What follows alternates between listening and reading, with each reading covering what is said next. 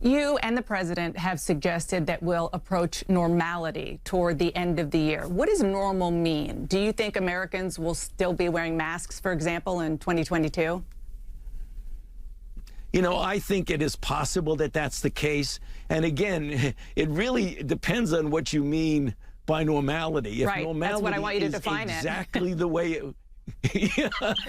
No, Dana, it's important because if normality means exactly the way things were before we had this happen to us, I mean, I can't predict that. I mean, obviously, I think we're going to have a significant degree of normality beyond what the terrible burden that all of us have been through over the last year, that as we get into the fall and the winter, by the end of the year, I agree with the president completely that we will be approaching a degree of normality. It may or may not be precisely the way it was in November of 2019, but it'll be much, much better than what we're doing right now. Why do you think Americans might have to wear masks into 2022?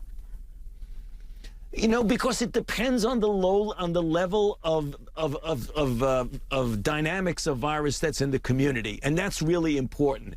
Because that gets back to something, again, that you said. If you see the level coming down really, really very low, I want it to keep going down to a baseline that's so low that there's virtually no threat, or not no, it'll never be zero, but a minimal threat that you will be exposed to someone who is infected. So if you combine getting most of the people in the country vaccinated with getting the level of virus in the community very, very low, then I believe you're going to be able to say, you know, for the most part, we don't necessarily have to wear masks. But if we have a level of virus that is at that level that it was months and months ago, like 20,000 per day is a heck of a lot better than what it's been. But that's still very high level of virus in the community.